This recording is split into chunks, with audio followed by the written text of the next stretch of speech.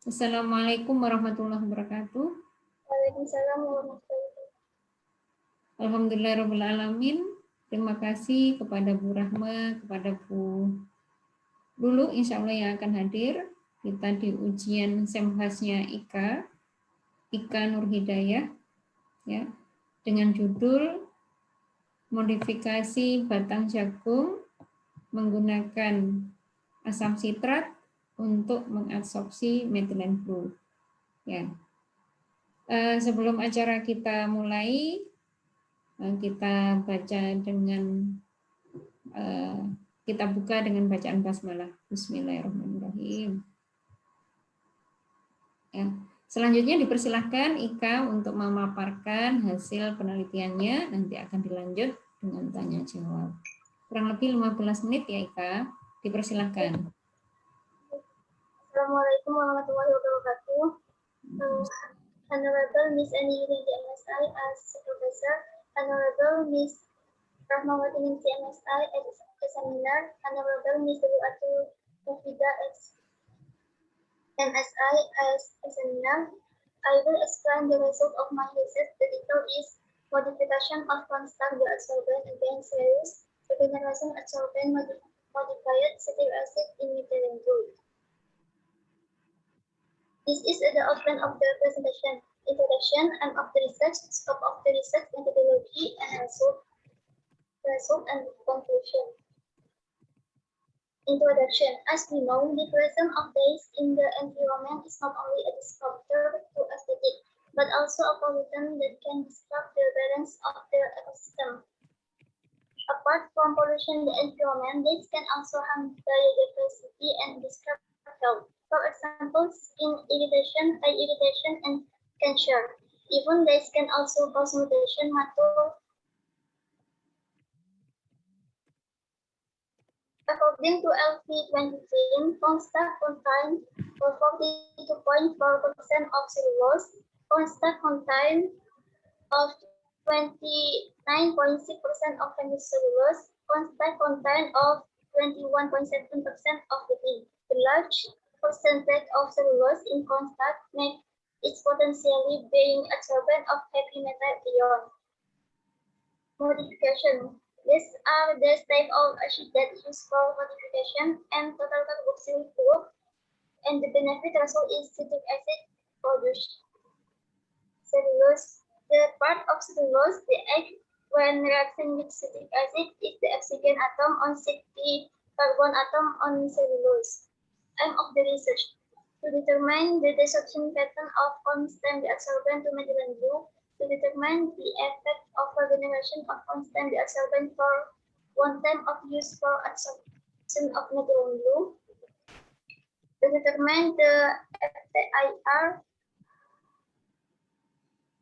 character of constant absorbent at the modification stage methodology. This is a tool and material can use instead of the research.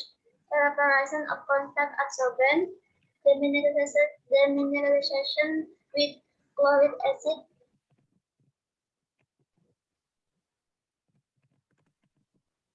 with chloric acid 0.1 molar and modification with citric acid 0.5 molar. Absorption process, desorption process and mineralization process, analysis of heavy metal decrease, and identification of absorbent with FTIR. Preparation of absorbent.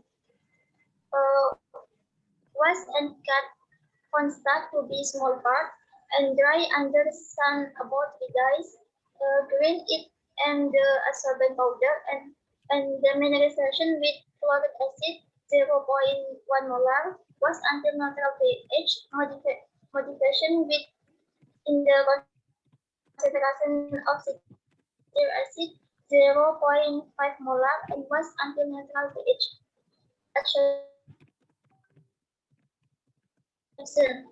Put 0.15 gram modified 100 ml of methylene solution and shake using shaker for 5 hours with a speed of 120 rpm. and take the filtered and absorbent, and then analysis using UV-Vis. Description: the absorbent that had been used to absorb 1 molar chloric acid.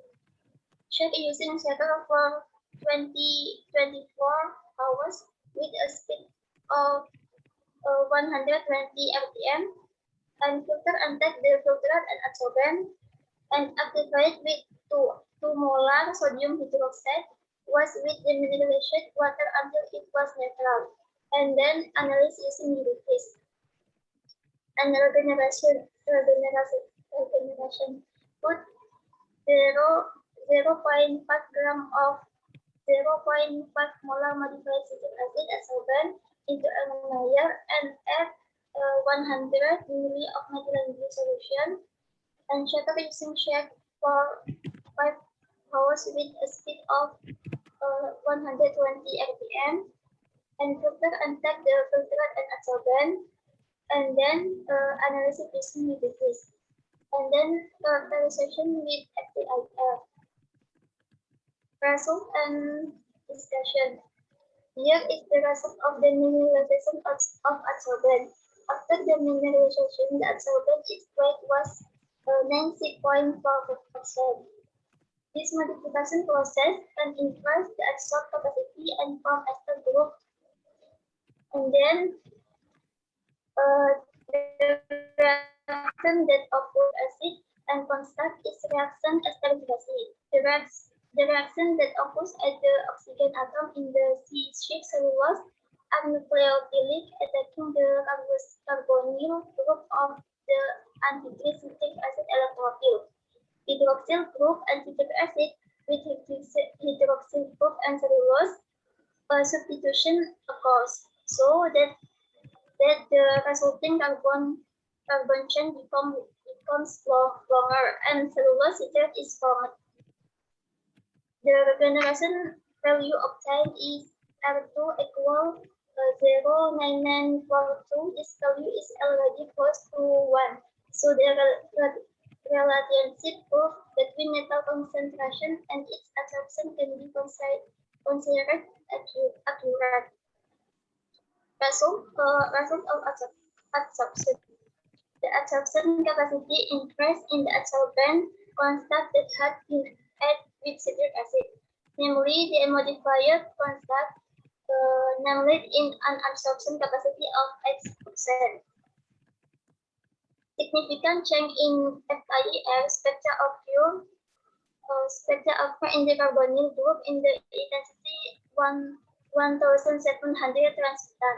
The spectra can prove that the modification of contact can increase the carbonyl group in the absorbent. The result of desorption. The great percent desorption was obtained in the absorbent of contact modified with citric acid with a percentage up to 82% and 83%. This is because when chloric acid is used as the desorption agent, the exciting H+ will try to bind to the surface of the construct activated with citric acid, so that will add to active group in cellulose. The result of regeneration. There was a decrease in the absorption process of methylene blue, which had been desorbed using 0.1 molar chloric acid agent. Namely, on pure contact during the absorption process, the absorbent concentration was 26%. Then, when regeneration, the absorbent concentration of pure contact becomes 66%. Conclusion. The effect of regeneration on constant modified with citric acid 0.5 molar is very easy to reach because the result of the absorption process obtained from the beginning are not much different from the result of the absorption process after release.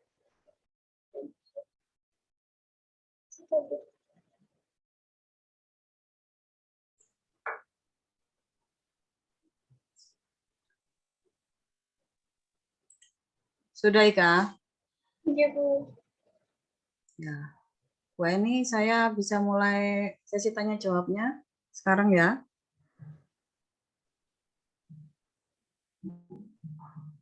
Oh sebentar, Bu Eni masih itu masih ada sesuatu. Sebentar kita tunggu Bu Eni dulu ya. Ya, Bu. Oh ya Allah, saya sudah ngomong tapi nggak lupa kalau itu di mute. Nggih, Bu Rahma, silakan. Padahal Zoom ya sering loh, jadi narasumber. Iya, terima kasih Bu Enggak Eni. juga. Itu nanti kami Monggo, Bu. butuhkan itu Bu Eni, termasuk ini apa kebutuhan akreditasi. Salah satunya keaktifan Bu Eni Tapi dalam sosialisasi penggunaan bahan kembali ke alam, back to nature. jangan lupa dicatat kalau tingkat RT, Bu. Iya, nasional Bu Eni sudah jadi narasumber nasional. Sebentar lagi Satu kali. nasional ini. Masya Allah. Amin, Sing amin. pokoknya barokah. Ngeri aku, ngeri. Ya, minta tolong Dengar nanti lagu bantuannya Bu ngeri. Eni. Itu nanti apa Ya, pemberkasannya itu. Termasuk ini kami. Bu Lulu juga termasuk panitia akreditasi. Gitu. Tapi urusannya dengan mahasiswa-mahasiswi kalau Bu Lulu. Ya, Ya. just like dulu. Pendekatannya ambil arek-arek soalnya seumuran ya. Like, kayaknya wis ada gap. Iya, mereka ditanyai apa, cuman diam. Kalau sama Bu Lulu, mereka bisa ngomongnya Nah, banyak. iya itu. Kita nggak tanya soalnya interogasi. Iya, terima kasih Bu Eni. Saya mulai tanya jawabnya Bu Eni ya. Iya, monggo. Ika, selamat ya Ika sudah masuk ke seminar hasil setelah kemarin itu Anda kerja untuk mendapatkan data di lab ya. Cukup lama ya Ika ya di labnya ya, kalau nggak salah ya. Kendalanya apa kok butuh waktu lama Ika? Pas ngelab pertama itu saya masih ada kuliah, Bu. Jadi ngelabnya itu tidak istiqomah. Tidak. Oh, jadi bagi waktu ya antara kuliah dengan mengerjakan penelitian ya. Ika suaranya bisa didekatin lagi nggak supaya lebih jelas? Apa mic-nya Anda pakai mic atau apa gitu ya? Nah, ya, gitu. Baik Ika, ini ya saya sudah buka pembahasan penelitian Anda. Nah, tolong ini dicermati lagi ya di bab 4 itu yang ada itu isinya ya tentang konten pembahasan, analisa hasil, analisa data. Jadi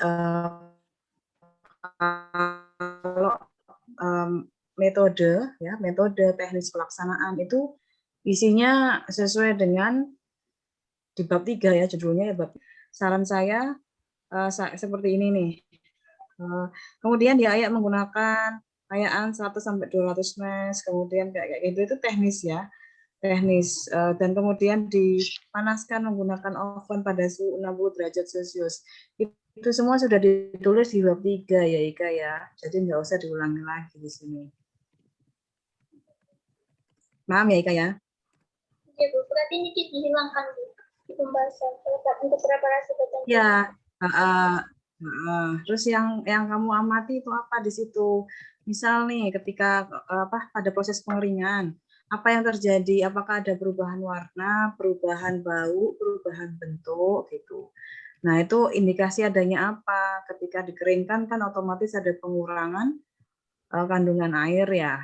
Nah, itu apa yang terjadi? Apakah juga terjadi perubahan warna? Apakah terjadi oksidasi menjadi coklat? Nah, itu namanya analisa. Ya, analisa di situ. Lalu ini, hati-hati penulisan juga kita sudah ada perjanjian internasional ya dalam menulis simbol-simbol yang ada di ilmu kimia. Salah satunya penulisan asam klorida itu HCl.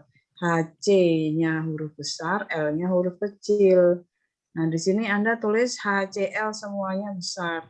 Kalau HCl begini itu biasanya hollow cathode lamp. Ya, hollow cathode lamp itu di AS beda nanti artinya, dan itu nggak ada konsentrasi itu untuk mengamati logam berat.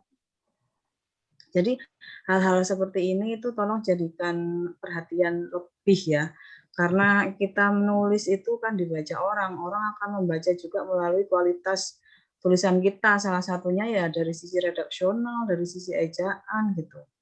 Supaya nanti orang juga jadi paham ini benar-benar paham tulisannya apa enggak sih gitu. Gitu ya Ika ya. Oke, terus ini di bawah gambar 4.2 di halaman 31 itu ada tulis keberadaan ion Cl- dapat dideteksi menggunakan AgNO3. Tiganya itu juga ke bawah ya. Saya nggak tahu subscribe atau superscribe itu ya, ke bawah pokoknya ya. Nah, itu diubah itu harus ke bawah. Karena itu sudah perjanjian internasional ya. Dengan cara diteteskan pada air. Ketika endapan putih sudah tidak terbentuk, maka dianggap batang jagung tidak mengandung ion Cl. Apa yang terjadi di sini, Ika? Nah, ini juga Cl- ya, anion tanda negatifnya itu harus diataskan. Yang awal sudah diataskan, yang bawah belum. Jadi harus konsisten juga ya.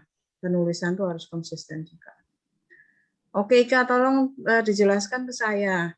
Apa yang terjadi ketika endapan putih tidak terbentuk itu secara mekanisme reaksi gimana? Apa yang terjadi?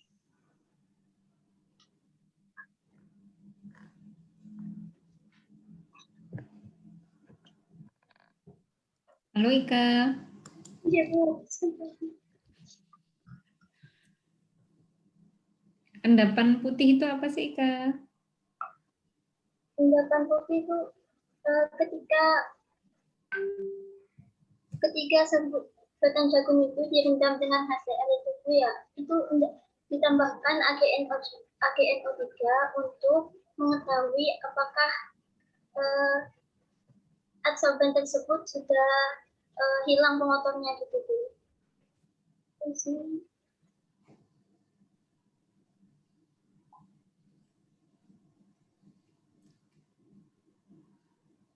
Kan gini Coba Ika. bisa dilengkapi lagi nggak itu? Ika. Ika. Iya, Bu. Ika, HCl ditambahkan untuk apa dulu? HCl ini untuk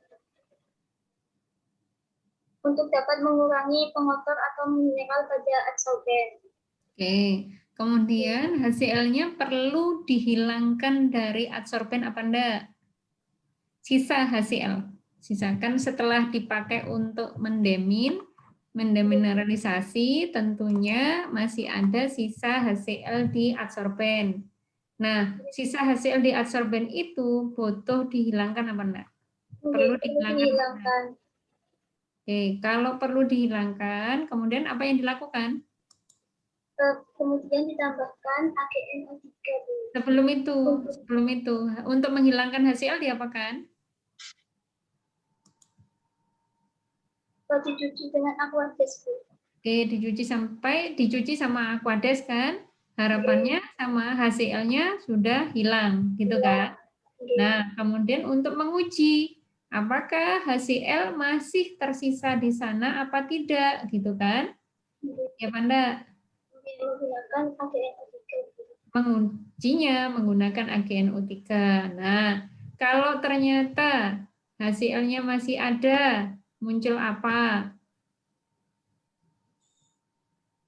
Untuk menandai, oh HCl-nya sudah habis, HCl-nya sudah pergi semua, HCl-nya masih ada sisa di sana. Nah, itu tandanya bagaimana ketika dites atau diuji pakai Ag nitrat.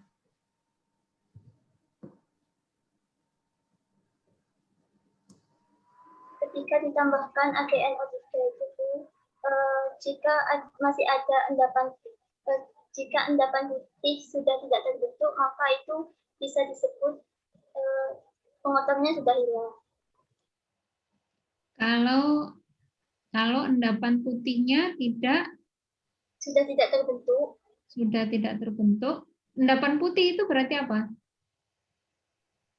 Ketika adsorbennya itu ditambahkan AgNO3, nanti kan bereaksi. Nanti kalau udah bening berarti ini tuh sudah bebas dari itu. Berarti pengotornya itu sudah hilang. Sudah bebas pengotor apa sudah bebas HCl? Nah, tadi tuh.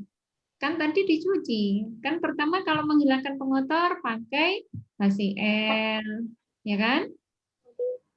Pengotor kalau menghilangkan pengotor pakai HCl. Sekarang pengotornya sudah hilang.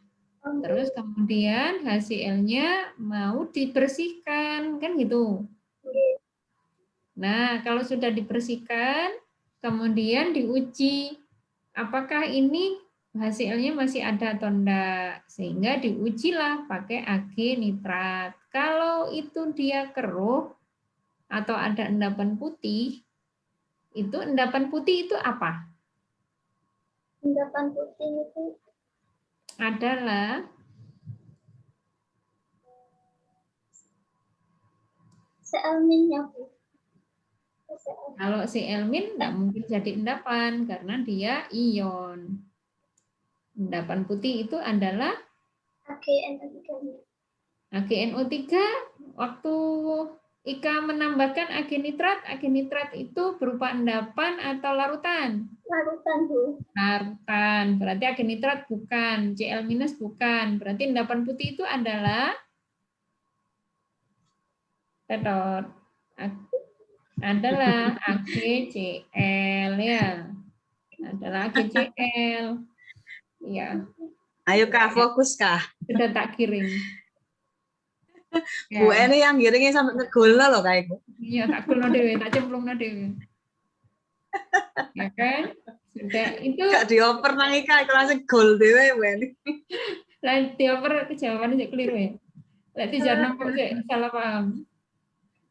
Jadi Ag AgCl itulah endapan. Berarti lek sing dikai Ag masih ada endapan, berarti dianggap Cl-nya masih ada. Berarti cucinya dilanjutkan. Nanti tes lagi gitu Ika. Dites lagi kok si ono endapan putih lagi, berarti sih dicuci lagi. Kan gitu. Oh, berarti Cl-nya belum bersih. Cuci lagi gitu ya. Ya, ya pun seperti itu. Seperti itu Bu Rahma. Iya Bu Eni. Iya Bu Eni, terima kasih. Oke, Oh. Ika ya semangat ya Ika, yuk. Nah ini Anda menggunakan IR untuk mengamati variasi. Ya Allah, tak kira itu teh. Apakah? Lain tuh lo bude itu loh. Mari ngomong gue budenya Pak Opo tak kira teh sih. Oke lanjut Ika. Di IR itu ya Anda mengamati apa ya? Mengamati terbentuknya gugus ester, Bu. Terbentuknya apa? Gugus ester. Gugus ester. Gugus ester itu kamu lihat di bilangan gelombang berapa? 1700, Bu. 1700 itu bukan gugus ester, itu gugus karbonil.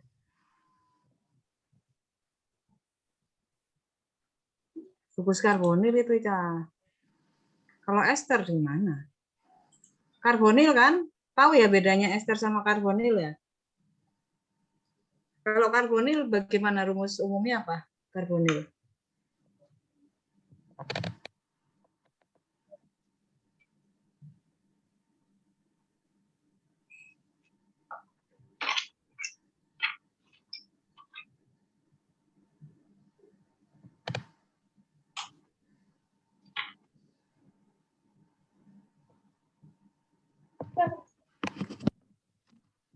Gimana Ika rumus umumnya apa? Hah? Rumus umumnya ester, Bu. Enggak, karbonil. Gugus fungsi karbonil itu gimana strukturnya? COOH. Karbonil loh ya, karbonil. Saya nggak tanya ester loh ya. Lagian kalau ester juga jawabannya salah, masuk COOH. Kalau karbonil apa? Yang mana yang dikatakan karbonil itu yang mana?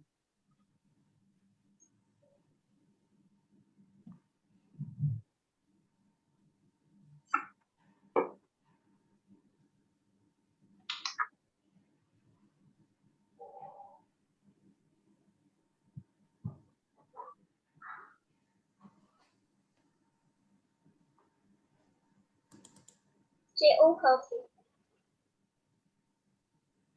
COH. Belajar lagi ya Ika, yang dikatakan gugus karbonil itu C double bond O. C berikatan rangkap 2 dengan O, itu gugus karbonil. Ya, itu memang serapannya di daerah 1700-an.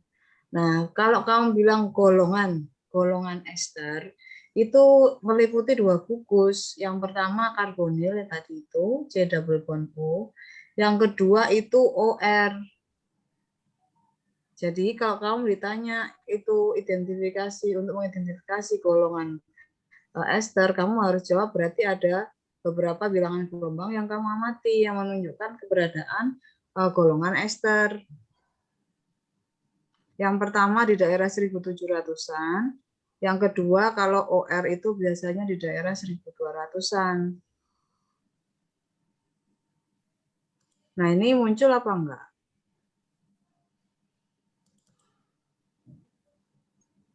Yang OR. Muncul apa enggak ini, Kak? Yang OR tidak muncul. Tidak muncul ya? Berarti enggak benar yang kamu katakan di naskah enggak benar ya?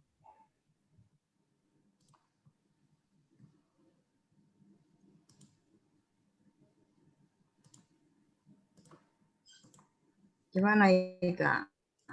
Nah, ini yang Anda yang lihat itu ya. Ini ya, yang Anda tulis di tabel 4.1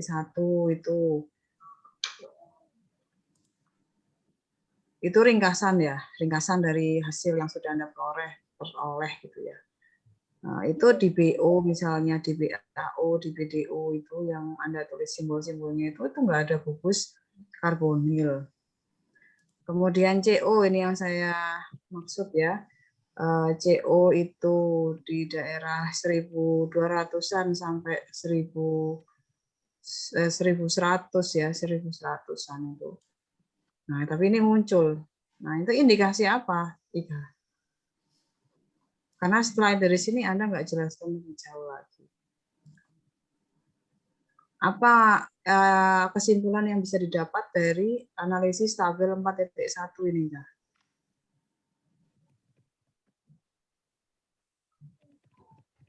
Bahwa gugus ester muncul pada bilangan gelombang 1700. Coba belajar lagi ya, tadi kayaknya sudah saya berikan petunjuk begitu ya. Coba Anda tangkap petunjuknya itu. Nggak bisa nangkap petunjuk itu kalau belum belajar. Baik ya. Nah, kemudian pada UV vis, Anda ingin mengamati apa dengan UV vis?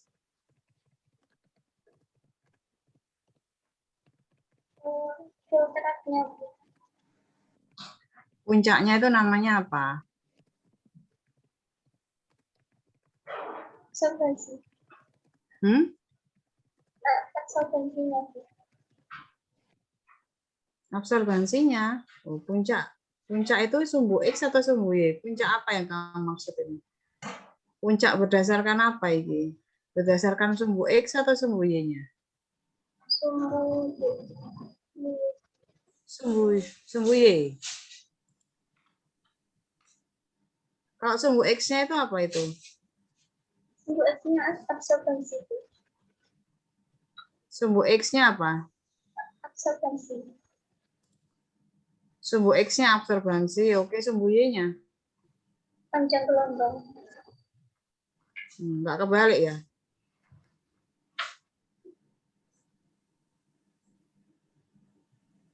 Kebalik nggak itu, Kak? Ika sudah saya share screen itu, ya kan? X-nya apa, Y-nya apa ya? Ini Kak yang dimaksudkan.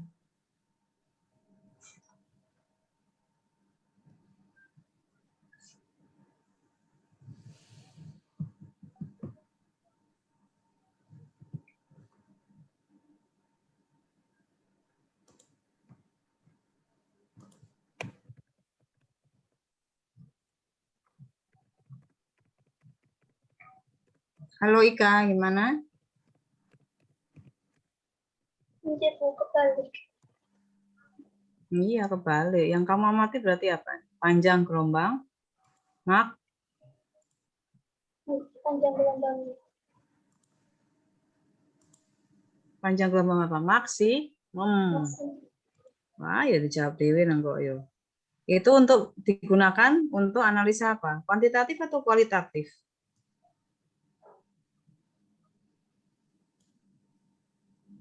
Kualitatif. Kualitatif. Salah lagi Apa sih sebenarnya Kak itu. bedanya? Bedanya Iya. kuantitatif, kualitatif apa Kak? Kuantitatif.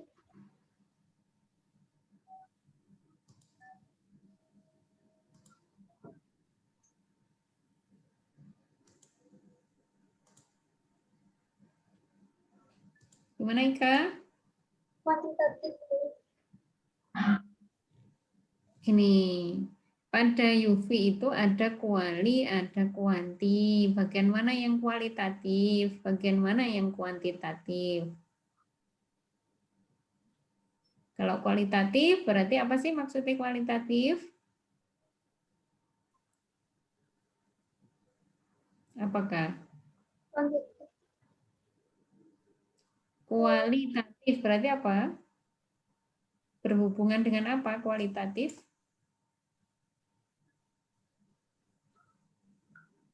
Kuantitatif berhubungan dengan angka. Kalau kuanti berhubungan dengan apakah? Dengan angka. Maksudnya angka seperti apa? Yaitu adalah Konsentrasi yang digunakan. oke, terus kemudian kalau yang kualitatif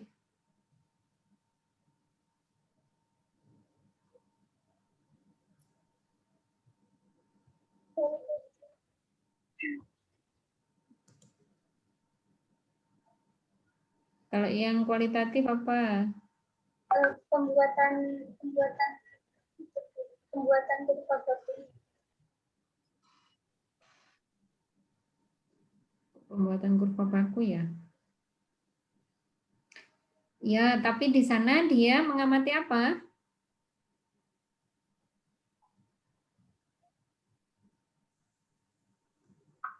Misalnya punyanya Ika itu ya waktu mengamati ini grafik yang dimaksud ya, Ika.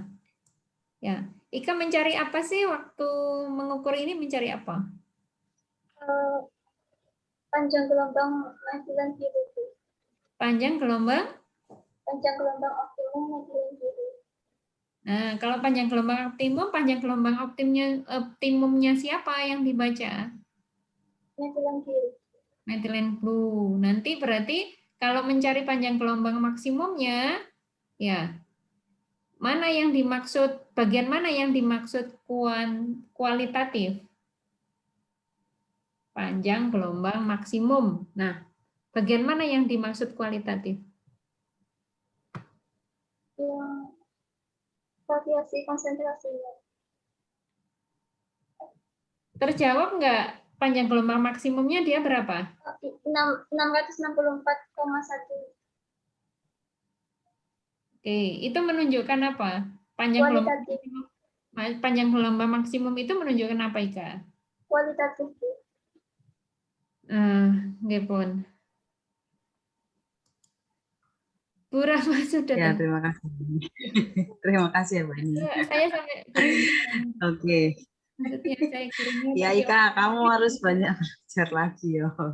clear. Terus ini, Anda kan ini apa modifikasi ya batang jagung itu. Nah, terus coba ceritakan hasilnya. Oh ya, pertama ini tolong dijadikan catatan ya. Kalau simbol variasi sampel Anda harus sama. Kayak Anda gunakan BU, BM itu ya, itu harus sama ke belakang juga begitu. Anda gunakan simbol yang sama supaya nggak bingung ya. Begitu juga dalam penampilan ini data ini. Kan Anda modifikasi itu ya, modifikasi untuk batang jagung supaya jadi bioabsorben untuk metilen blue ya. Metilen biru itu. Nah, terus tabel 4.1 itu apa kesimpulannya, Ika? Di tabel 4.1 itu loh, Ika. Halaman 38.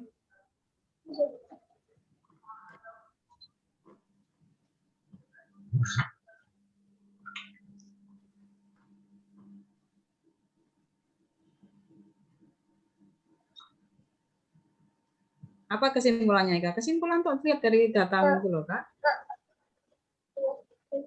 Kapasitas absorpsi batang jagung modifikasi menghasilkan kapasitas absorpsi yang lebih baik daripada batang jagung murni. Yang angka berapa itu yang kamu maksud? Karena kalau suaramu itu dengung ya, gak jelas, Kak.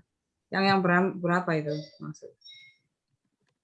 Ketika batang jagung murni mendapatkan konsentrasi kapasitas absorpsi sebanyak 76, kemudian setelah dimodifikasi mendapatkan kapasitas absorpsi sebanyak 86. Itu signifikan nggak menurutmu?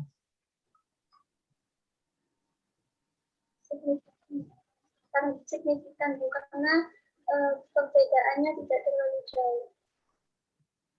Perbedaannya tidak terlalu jauh ya, harapannya kan jauh kan, supaya nanti bisa dilihat bahwa itu mempunyai potensi untuk dikembangkan sebagai bioabsorben metilen biru kan. Oke, terus desorpsi ini, desorpsi. Pada data desorpsi, kenapa kok Anda tampilkan melalui grafik batang ini? Anda ingin menunjukkan apa, Kak?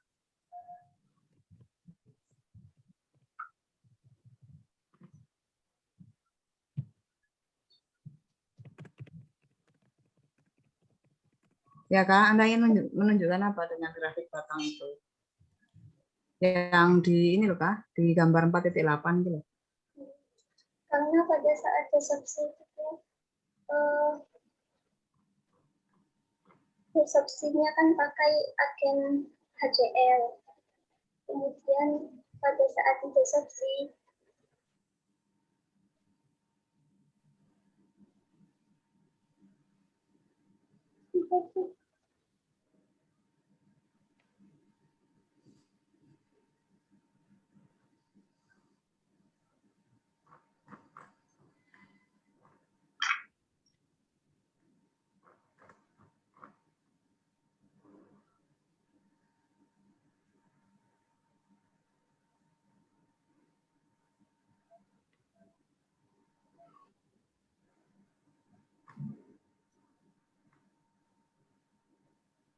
persentase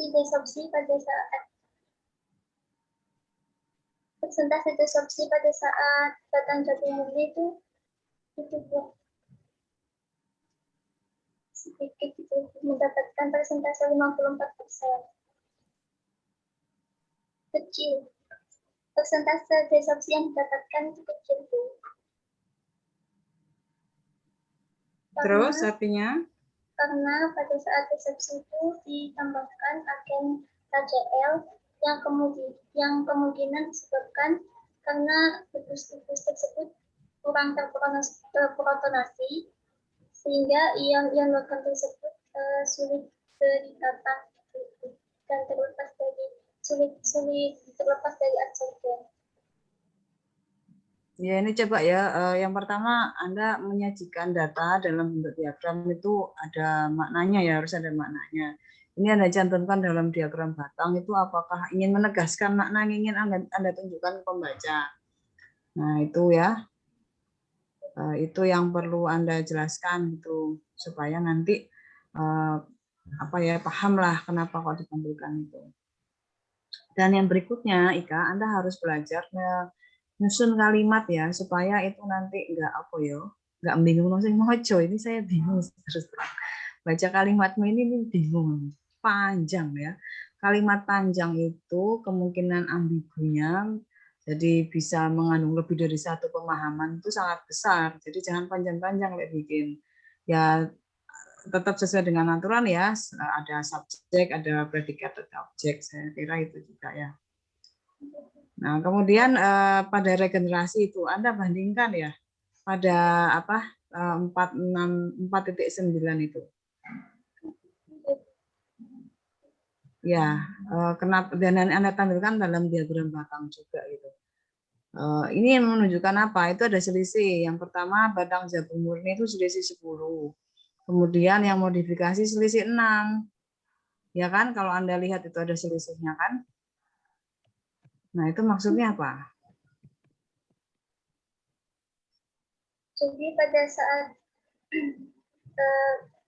ini perbandingan antara pada saat proses absorpsi dan pada saat proses regenerasi. Pada saat absorpsi batang jagung itu mendapatkan persentase 76%, kemudian setelah diregenerasi mendapatkan persentase 66%, kemudian batang jagung setelah diabsorpsi, batang jagung modifikasi yang setelah diabsorpsi mendapatkan persentase 86%, setelah diregenerasi batang jagung modifikasi mendapatkan persentase 80%. Jadi maksudnya tabel ini dapat dikatakan bahwa batang jagung dapat berpotensi untuk dipakai ulang. Soalnya jarak antara yang proses absorpsi pertama tidak terlalu jauh jarak yang biasa. Ya, itu ya yang jadi masalah saya penyampaian data dan juga caranya Anda menjelaskan ya Kak ya, belajar untuk membuat kalimat yang itu tidak membuat ambigu tadi. Gitu ya Kak ya. Baik. Sampun Bu Eni, terima kasih. Alhamdulillah. Ya Bu Rahma, terima kasih masukannya. Dicatat ya Ika ya, tadi masukan-masukannya ya. Oke. Berikutnya dipersilakan kepada Bu Lulu. Habis ini kalau adan kita break adan dulu Kak. Oke. Oke, kita break adan dulu. Ibu, di tempat saya masih ada.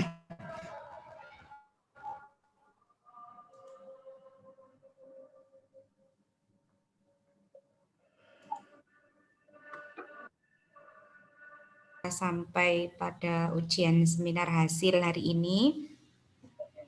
Oke, baik Ika. Sebelum saya mulai, tadi saya setuju dengan pernyataan Bu Rahma sebelumnya. Ada beberapa kalimat yang ketika membacanya saya agak bingung gitu ya. Ini maksudnya gimana, terus dibaca lagi, oh ada di bawahnya. Jadi ada beberapa kalimat yang agak loncat-loncat gitu ya, sehingga butuh membacanya itu nggak langsung, oh nggak ini apa gitu.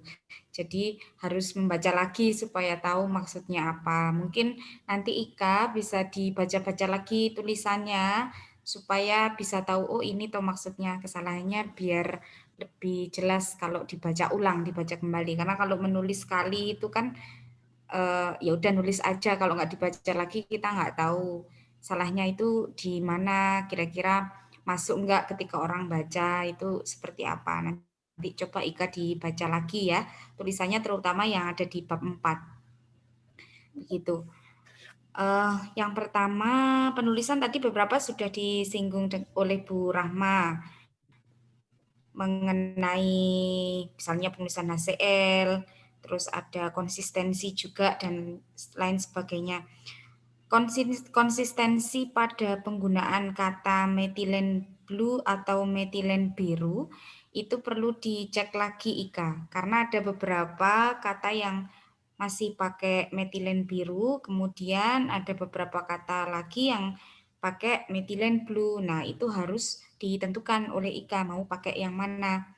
Kalau mau pakai metilen biru ya pakai metilen biru semuanya. Kalau mau pakai metilen blue ya berarti pakai metilen blue semuanya. Gitu. Terus pada gambar penentuan lambda maksimum halaman berapa ya itu? Sebentar. Halaman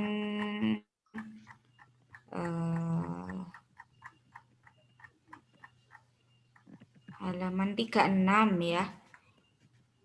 Ketemu? Itu gambarnya gambar sama Ika di foto ya? Atau gimana Kak? Terus ditempel? Jadi Bu, itu belum sempat ke jurusan soalnya masih di situ. Jadi belum ambil datanya dari. Jadi Tapi ada gambar yang lebih bagus dari itu. Iya, ada Bu. Kalau gitu itu diganti lebih bagus resolusinya ya Ika ya. Itu kelihatan kalau gambar terus difoto terus ditempel. Biasanya kalau gambar Lambda Max itu bisa kok dapat yang bagus gitu dan gambarnya, sehingga bisa tampilannya itu lebih oke di situ, nggak ditempel begitu ya. Gambar 4.6. Nanti itu dirubah, diganti. Oke, terus kemudian kita ke preparasi Ika. Di preparasi Ika itu kan serbuk batang jagungnya dicuci dengan Aquades ya. Betul. Nah, itu di situ ditulis untuk menghilangkan pengotor. Nah, pengotor yang seperti apa sih yang bisa dihilangkan dengan Aquades itu Ika?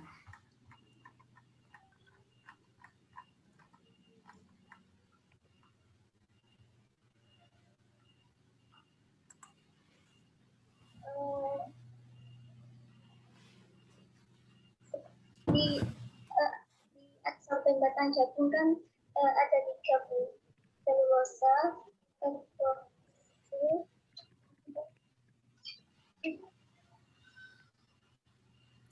Apa itu selulosa karboksil itu apanya batang jagung? Kandungannya atau apanya? kandungannya Bu. Oh, kandungan utamanya ya. Selulosa terus apa lagi?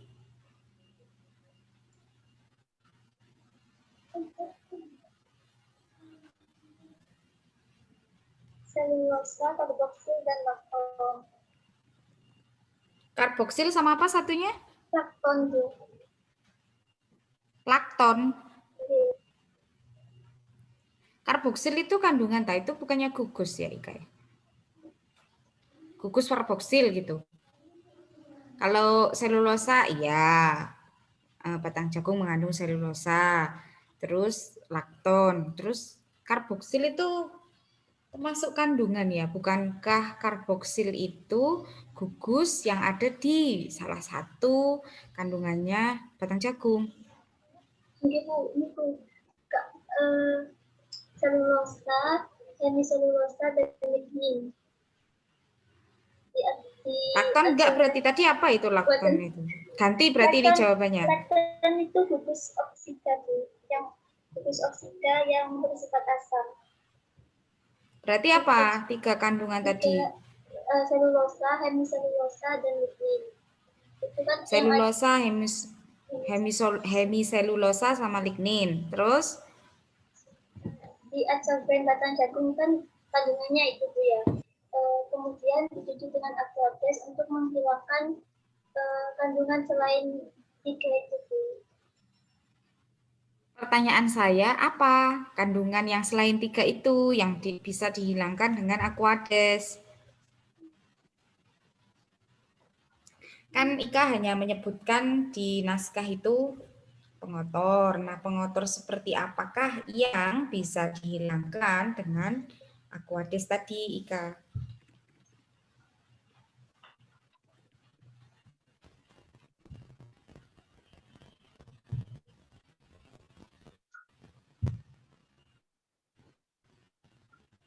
Ika, seperti yang tadi saya arahkan itu Ika, untuk pencucian itu apa saja, seperti yang tadi sudah saya arahkan.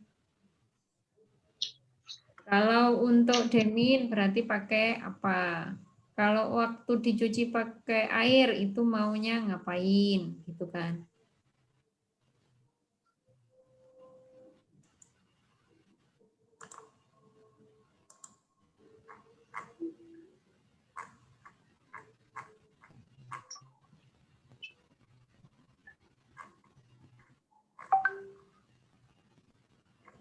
Gimana Kak? Nah, Komponen lainnya Bu.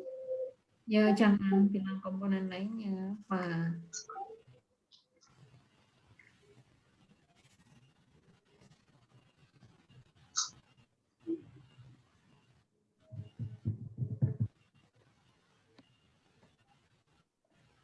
Kak, paham pertanyaannya? Ada saat dicuci dengan aqueous itu untuk menghilangkan komponen aqueous. Ya, komponen apa? Yang tadi sudah saya arahkan. Pertama, Menghilangkan apa? mineral-mineral pengotor. Kalau mineral pengotor, dia tadi dilepaskan ikatannya menggunakan apa? Menggunakan HCl. Menggunakan HCl, kemudian biar hilang dari, ya kan? Mungkin dia masih lepas ikatannya, kemudian tapi belum berpindah dari material kita, sehingga perlu dicuci pakai aqueous, ya kan? Tapi kemudian juga HCl, sisa HCl juga perlu dihilangkan apa enggak? Perlu dihilangkan. Dicucinya pakai apa? Pakai aqueous. Pakai aqueous. Ya. Oke. Terus? Setelah itu ditambahkan AgNO3 untuk mengetahui apakah mineralnya sudah hilang. Ayo, bukan AgNO3 tadi untuk mengetahui bukan mineral. Tadi sudah saya arahkan. Untuk mengetahui AgCl. Apakah Cl-nya, ya kan? Kalau dikasih agen nitrat ternyata masih berwarna putih, berarti kan masih terbentuk AgCl. Nah, berarti di sana masih ada material Cl sehingga perlu dicuci lagi sampai tidak ada endapan putih atau sampai Cl-nya hilang, misalnya begitu. Bu Lulu sepertinya lanjut. Oke, Bu. Baik. Oke, Kak lanjut dulu ya. Nanti Ika dicari lagi. Dipelajari lagi ya, itu kira-kira pengotor yang seperti apa yang bisa dihilangkan dengan aqueous. Kemudian setelah dicuci dengan aqueous, serbuk batang jagungnya dipanaskan 60 derajat ya. Betul. Untuk menghilangkan kadar air. Nah, air itu mendidih atau menguap itu pada suhu berapa, Ika? Pada suhu 100. 100. Nah, terus kalau 60 derajat, apakah airnya itu bisa hilang, Ika? Atau bisa menguap, bukan hilang ya, menguap. Karena itu dipanaskan selama 24 jam.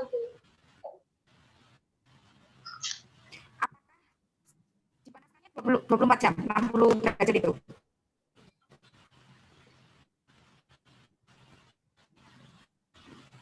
Halo, apakah 60 derajat itu dipanaskan selama 24 jam?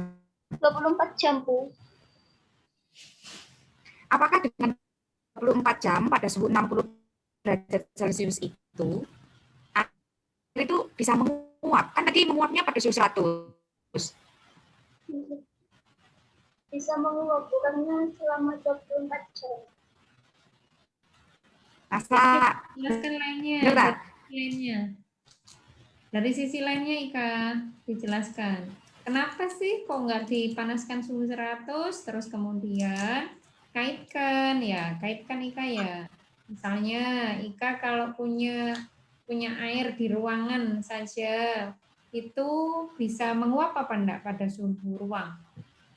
Misalnya sampai ngepel itu loh. Ngepel, nanti lantainya bisa kering, misalnya. Itu bisa menguap enggak? Bisa, Bu. Bisa, ya coba kaitkan. Kenapa sampai nggak 100? Kemudian apakah mungkin suhu 60 itu bisa menghilangkan atau mengurangi kadar airnya? Karena pada suhu 60 itu sudah bisa menghilangkan kadar airnya.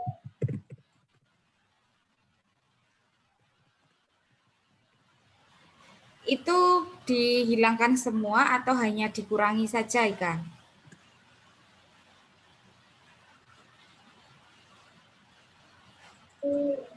Dihilangkan, Bu. Hilangkan sampai bersih ta. Hilang. Dikurangi itu. Sampai berapa? Hah?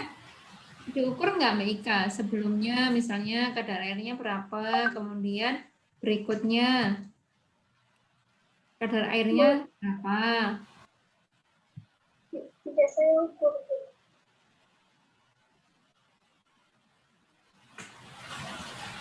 Mengukur kadar air enggak, Ika?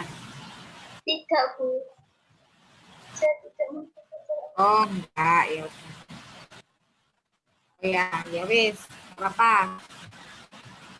Oke, berarti nanti Ika mungkin itu di kalimat yang dipanaskan 60 derajat Celcius itu nanti ditambahi penjelasan ya Ika, kenapa kok pada suhu 60 derajat Celcius itu untuk mengurangi ya, bukan menghilangkan ya, mengurangi kadar airnya itu alasannya kenapa.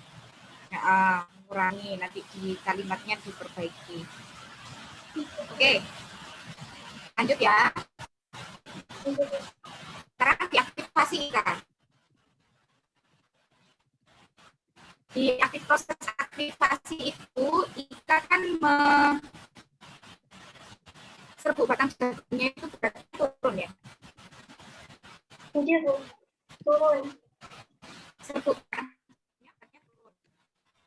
Ya, di situ dari berapa sampai berapa Ika? Dari 100 gram menjadi 96,4.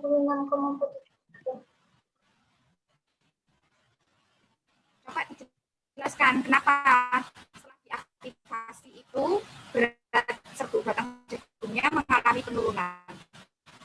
Kenapa berat serbuk batang jagungnya itu mengalami penurunan setelah diaktifasi? Karena setelah diaktifasi dengan HCl itu dilakukan pencucian menggunakan aquatex itu. Kemungkinan besar adsorbennya itu masih menempel pada saat pencucian itu.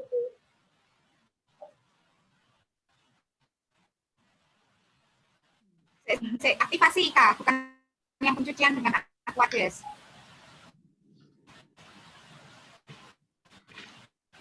Bukan yang preparasi, yang aktivasi Kak. Pertanyaan saya, kenapa kan setelah diaktifasi beratnya itu turun? Alasannya kenapa kok turun? Coba kaitkan ke ada misalnya pada tampilannya pada saat setelah dimodifikasi pakai asam sitrat, apa yang hilang atau apa produk apa yang berkurang? Kenapa sehingga beratnya itu menjadi turun? Bisa memahami pertanyaannya, Kak?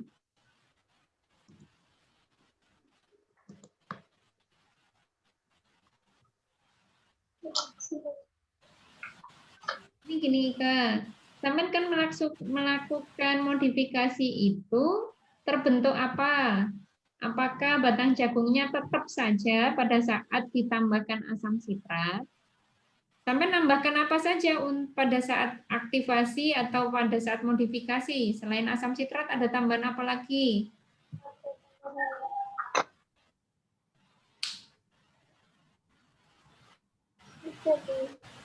Gimana? Tambahan asam sitrat saja, Bu.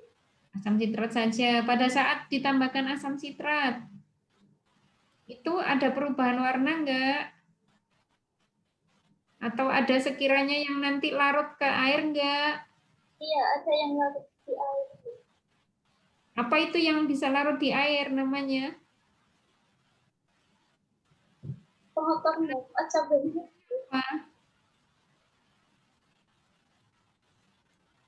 Waktu ditambahkan asam sitrat, berubah enggak batang jagungnya warnanya?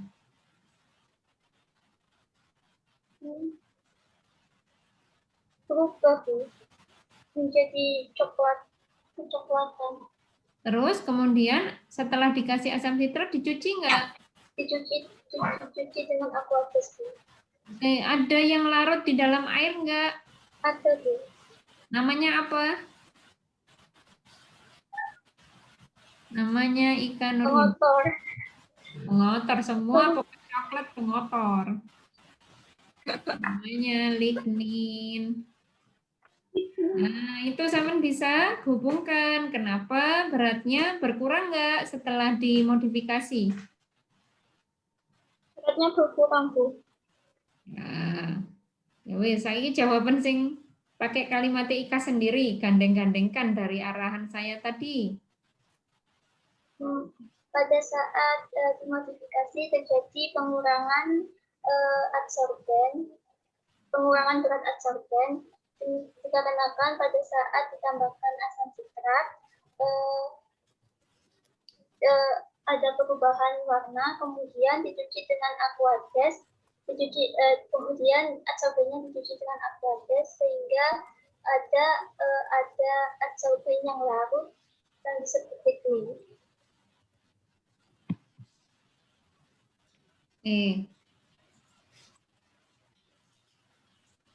Oke. Ya, ya. Ya. Bentar. Oke. Terus pada saat aktivasi, sebenarnya tadi saya mengharapkan jawaban yang ada mineral tadi itu loh. Terus soalnya di kalimat selanjutnya ada mineral gitu kan. Tapi Ika menyebutkan mineral alami itu mengalami penurunan dan peningkatan di situ. Sebenarnya saya mau lanjutkan ke situ pertanyaannya. Apakah atau apa mineral alami yang mengalami penurunan, apa mineral alami yang mengalami kenaikan. Bisa dengar suara saya dengan jelas? Soalnya hujan deras di sini. Jadi sinyalnya kurang dekat. Saya ulangi. Sebenarnya setelah Ika menyatakan bahwasannya serbuk batang jagung itu mengalami penurunan massa ya dari 196, sekian. Nah, itu tuh Ika menyebutkan ada mineral yang mengalami penurunan dan kenaikan. Nah, sebenarnya yang mau saya tanyakan, mineral apa yang mengalami penurunan, mineral apa yang mengalami kenaikan? Tahu nggak, Ika? Kalau pemotor kan tadi penurunan ya hilang mesti. Nah, ini ada pernyataan mengalami kenaikan. Tahu nggak? Saya lanjutkan dari pertanyaan sebelumnya, tapi kalau nggak tahu ya udah ganti lagi. Tahu, ya. Ya, wes, oke. Nanti dicari ya Ika ya. Iya, Bu. Lanjut. Tadi kan aktivasi sudah, sekarang kita ke modifikasi. Modifikasi tadi Ika menambahkan apa di modifikasi itu? Asam sitrat, Bu. Asam sitrat ke serbuk batang jagung. Reaksi yang terjadi reaksi apa Ika? Reaksi esterifikasi, Bu. Apa itu reaksi esterifikasi?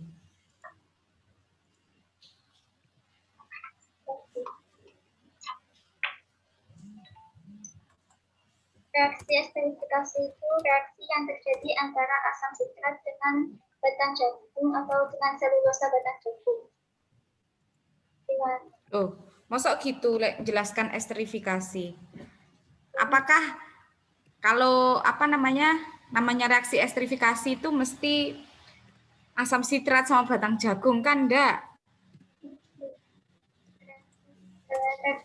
Reaksi esterifikasi di mana atom C6 pada selulosa yang sifatnya nukleofil itu akan menyerang gugus karbonil dari asam sitrat yang bersifat elektrofil. Kemudian gugus OH pada asam sitrat dan gugus OH pada asam sitrat dan gugus OH pada selulosa terjadi substitusi, sehingga rantai karbon yang dihasilkan menjadi lebih panjang dan membentuk selulosa sitrat. Kalau itu kan yang punyamu ya. Kalau esterifikasi sendiri, esterifikasi tok, bukan yang bukan yang asam sitrat dengan batang jagung. Itu ya apa sih gitu? Apa dengan apa gitu? Maksudnya reaksinya, Bu? Ya, esterifikasi itu secara umum itu reaksi apa dengan apa? Reaksi pengubahan dari asam karboksilat dan alkohol menjadi ester menggunakan katalis asam. Oke, asam karboksilat sama alkohol. Oke, sekarang kalau dihubungkan dengan punya kamu, asam karboksilatnya punya kamu itu yang mana? Terus gugus alkoholnya di punyamu itu yang mana? Terus asam yang kamu pakai apa?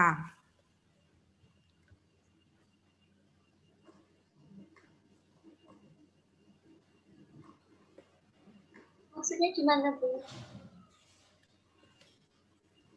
Kan tadi kamu jelasin, esterifikasi Iya. itu reaksi antara apa? Reaksi antara apa tadi? Karboksilat dan alkohol. Oke, karboksilat dan alkohol. Reaksimu kan esterifikasi. Nah, asam karboksilat itu apa yang dipunyamu, yang kamu pakai? Nah, Asam alkoholnya sitrat. itu dari asam sitrat. Oke, terus alkoholnya dapat dari Alkoholnya dari mana? selulosa ketan jagung gitu. Oke, terus dengan katalis asam yang dipakai apa? HCl. HCl. HCl. Berarti katalisnya HCl. Iya. Oke. Terus pertanyaan saya berikutnya. Apa, kan tadi sudah ditanya Bu Rahma ya, dan sudah dijelaskan juga mengenai gugus karbonil. Pertanyaan saya sekarang, apa bedanya gugus karbonil dengan gugus karboksil? Kamu beberapa kali menyebutkan gugus karboksil di naskah. Bedanya apa?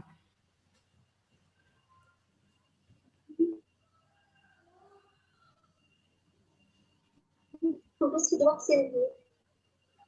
Karbonil dengan Karboksil. hidroksil. Karboksil. Karbonil dan karboksil.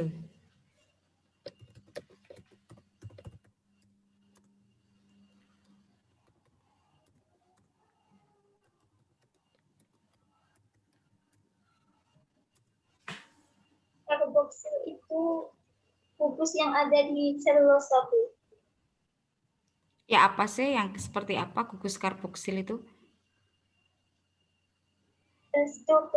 Strukturnya tadi. Iya. COH. Di reaksi share screen Ika. Kenapa, Bu? Bisa share screen. Teman bisa share screen. Kemudian bisa menunjukkan, ini tak bantu nih. Teman bisa nyekrol itu enggak? Kalau enggak ya sampai aja yang share screen. Ada di mana yang dikatakan, yang ditanyakan tadi?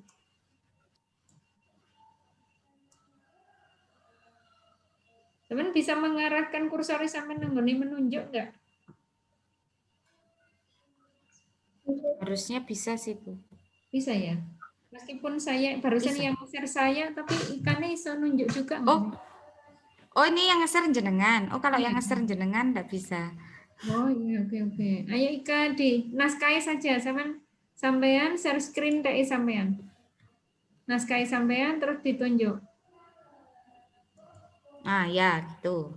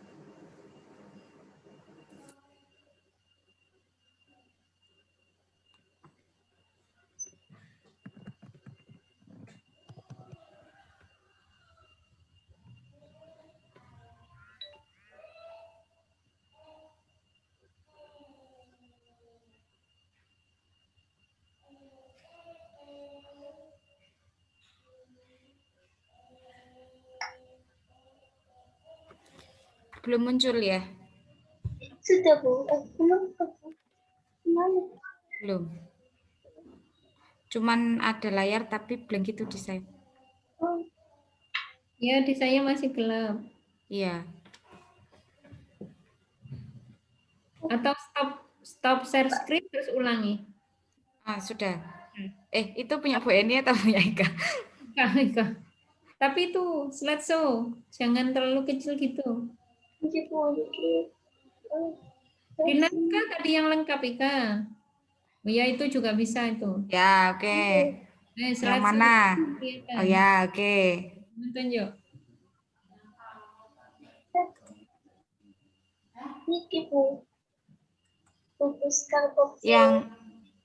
Yang itu ya. Gitu. Oke. Kalau karbonil ditunjukkan yang mana karbonil Ika? Tahu nggak? Lo saat dulu mbak karboksil. Iya, dulurnya itu.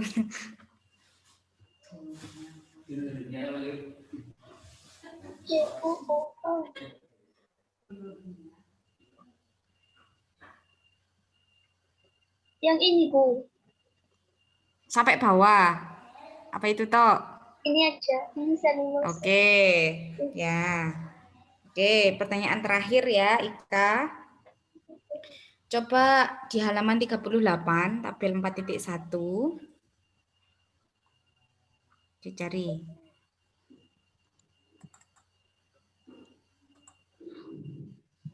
Udah ketemu belum? Iya, itu.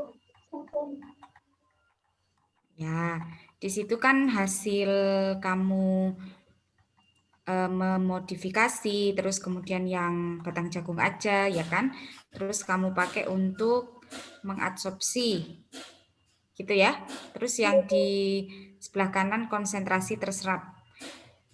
Ada yang reuse, ada yang enggak gitu ya. Yang dua di atas itu enggak reuse, kemudian yang di bawah itu reuse. Nah, dari tabel ini apa yang dapat Ika peroleh informasi apa dari situ, dari tabel itu setelah melakukan reuse, kemudian modifikasi, itu tuh apa yang bisa Ika jelaskan dari data itu?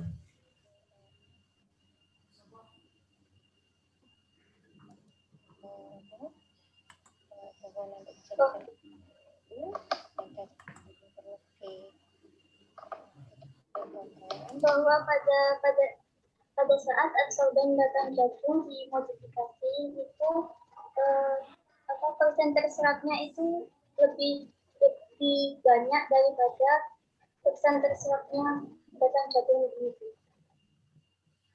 Terus? Kemudian setelah reuse itu persen yang didapatkan itu persen yang didapatkan tidak terlalu jauh sehingga adsorben batang jagung itu berpotensi untuk dipakai ulang. Dipakai kembali, bisa dipakai lagi gitu. Tapi dengan persen degradasi yang lebih kecil, tapi meskipun nggak perbedaannya nggak jauh, tapi turun kan ya? Persen degradasinya turun meskipun tidak terlalu kecil. Kalau misalnya nih, itu kan Ika baru reuse sekali ya, bisa nggak di reuse ulang gitu? Kedua kali, ketiga kali gitu? Nggak bisa Bu.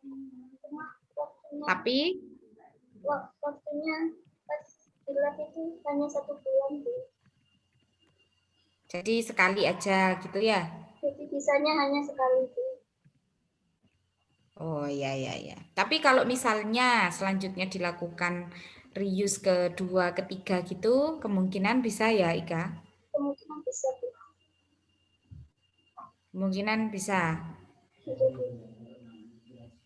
Oke. Sebenarnya masih ada tapi nanti waktunya kepanjangan. Ya sudah. Nanti reviewnya saya kirim ke Ika ya. Oke, baik Bu Eni, terima kasih atas kesempatannya. Monggo saya kembalikan kepada Bu Eni. Terima kasih juga kepada Bu Lulu. Tadi Ika ya sudah masukannya. Bu Rahma masih di tempat kah? Halo Bu Rahma. Jika Bu Rahma masih di tempat, saya ajak koordinasi. Halo Bu Rahma.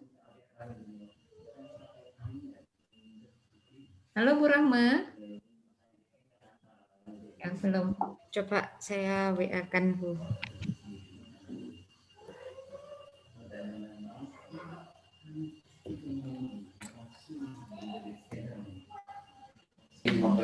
Kita tutup dengan bacaan hamdalah.